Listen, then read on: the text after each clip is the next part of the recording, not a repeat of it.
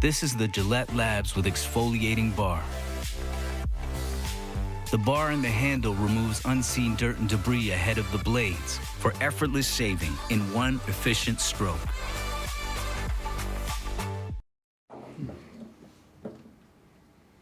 All right, afternoon. We're plugging away here. Kind of glad we have a little bit extra time here on the Bears. A team that we don't know very well, but we're getting to know pretty well. So it's been helpful.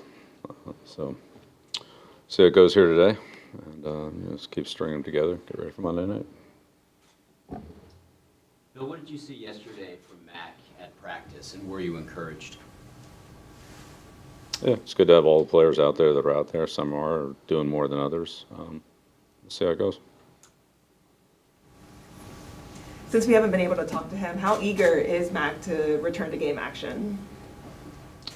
Sure, all of our players want to play. That's their job. That's what they're here for. Everybody wants to play. Has a decision been made about who's going to play quarterback or start quarterback on Monday? We're just taking it day by day.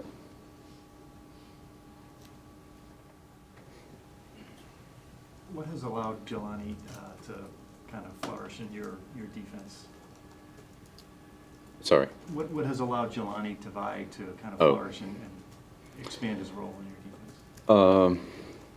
Well, I think there's, Jelani has a few things going for him. One, he's a pretty smart kid, and he's played both inside and outside in college, and then with Matt in Detroit. So when we got him last year, we had a lot of, familiarity with our system, with a lot of techniques and things that we did and so forth. But just, overall, he kind of has that skill set that he can play on the end of the line, play off the line, has some pass rush ability, plays on all four phases of the kicking game. So he's a pretty versatile player, and can plug into a lot of different spots, which is helpful then, because not everybody can do that or has to be able to do that, but somebody has to be able to do it. So he's kind of fits that. But he's got good size, runs pretty well, got good playing strength. So, and he's smart. Was he on your radar coming out of Hawaii? Yeah, I worked him out at UCLA. Yeah, we spent a day together out there at UCLA. And Matt drafted him in the second round. Second round, yeah. So, yeah, we didn't really get a shot on him, but we always get our man. Not always. Usually, sometimes we get our man. Second time around. About Webb that you claimed on, or not claimed, signed up for practice. What did you see from him how can he help you? Yeah, well, we'll see. It's one day of practice here, but see what he's ready to do, if anything, this week. But maybe potentially do some of the. You can't replace Cody Davis, but maybe offset some of that, depending on how it goes. How much was that week 3 game? Yeah, he played against. Yeah, I think he's been active a couple games this year, and then preseason, obviously. So, yeah, he matched up on. You see him match up on a couple of our guys. Bill, you said earlier this year that September is, in a way, an extension of the preseason. Do you feel that now we're in October, that you're sort of in a place where you have a better idea of what the team does best, and you can sort of game plan accordingly? Yeah, no question. Yeah, we know a lot more than we knew in September. Without a doubt.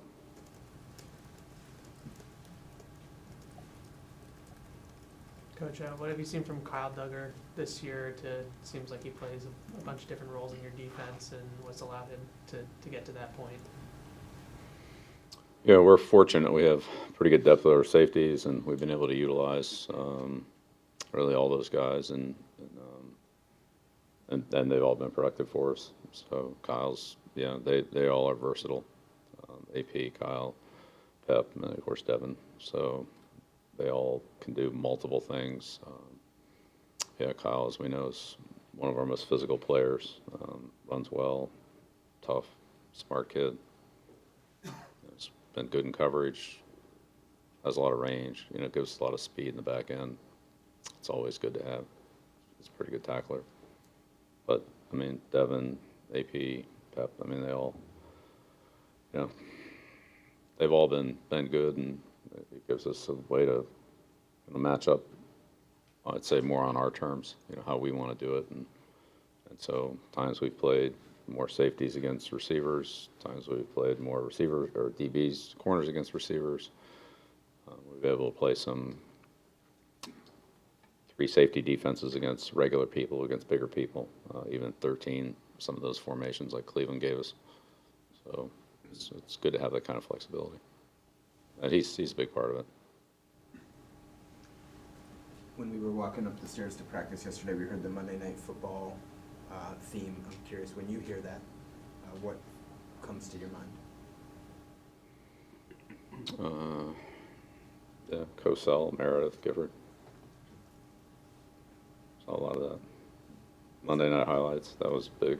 So honestly, that was before, Boomer had his, whatever it was, wrap up or whatever. Yeah, before that, that was really the highlights. That was your kind of only chance to see what the highlights from the weekend were. And it was always kind of a thing to be home Monday night by halftime, which is like, this game started at 9. That seemed like that was like 10:30, 11 o'clock at night. Usually waited up till halftime, watch the highlights, and went to bed. At least that was my routine. So if you could make it that long. Yeah. But yeah, great part of the development of the National Football League and football. Certainly put a lot of excitement into Monday night that probably wasn't there before. Bill, is there a difference? I guess there is a difference. Sure. Prime time game? Tough one last week. When you have a primetime game as opposed to obviously an early kickoff, the schedule's different, routine is different. I guess, how do you generally approach things with your team in terms of keeping them engaged, but yet at the same time, making sure you're consistent with the routine that you have week to week? All right, well, we always try to work backwards. So whenever the game is, then we try to make everything as much the same as we can from that point backward. Especially the last 2 days, right? The day before the game and then 2 days before the game. Travel, and there's always some variation, but generally that's what we try to do. And then, we have a little bit of a 4 o'clock routine, and then 8 o'clock or 8, whatever that routine is, that we generally do the same thing in most of those games. Again, travel could affect that, but in the, call it the, 6 hours before the game or so, we try to make that the same every week as much as we can, so that part of it's routine. So if there's something that's out of the routine, if it's earlier, and then when we get into the end, everybody kind of knows how much time they have to do how much time they have, what they need to do to be ready to go, whether that's meetings or treatment or getting warmed up or so forth. Try to work backwards. Bill, you said last Friday that Mac had done considerably more that Thursday prior to the previous Thursday. Did he do more yesterday than he had last Thursday? Well, yesterday was a Wednesday. Right. In my world. I got you. So he did more yesterday than he did previous Wednesday. Yeah, that would be fair. Yeah. Today's actually Thursday. Two final questions. Bill, what stands out to you about DeMarcus Covington as a coach, and what kind of growth have you seen from him since he got here, I think in 2017? Yeah, DeMarcus does a really good job. I met him at Chattanooga, and kind of got to know him there, and able to actually, we hired him that spring after that, if I remember correctly, later in that spring. But yeah, he's a very, he's coached the linebackers, coached the defensive line, really understands the entire defense. Sure, he could coach a lot of positions on defense, but a young guy that's really smart, works hard. It's worked with, again, a lot of different types of players. Even on our defensive line, the difference between our interior guys and our outside guys is quite distinct. So pass rush, pass coverage, interior run play, so forth. We played a number of different fronts, as we know. Some odd fronts, some even fronts, so forth. Pass rush, multiple fronts there. So it's a lot of different techniques to coach. He's very well versed in the fundamentals and the schemes. He does a good job. Really glad we have him. We have a good defensive staff, but he does an excellent job. And he's had multiple different roles over the few years that we've had. But we keep stealing the defensive coaches, putting over on offense. Billy Yates and Ross Douglas. So. Bill, you mentioned getting more familiar with Chicago this week, or appreciating that extra time. How has the role of an advanced scout changed maybe in the last 5 to 10 years, considering the volume of data and film available to you? They might not be mining for things in the same way that they were. What does that job now entail, basically? Well, it's a lot of the things that you can't see on film. The game operation, kind of things that happen in between plays.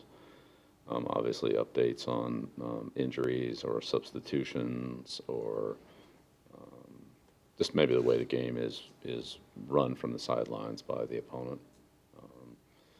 Things in the kicking game as well. Sometimes you don't get as good a look on those. Again, the plays that you see on film are only the ones that obviously come up in the game.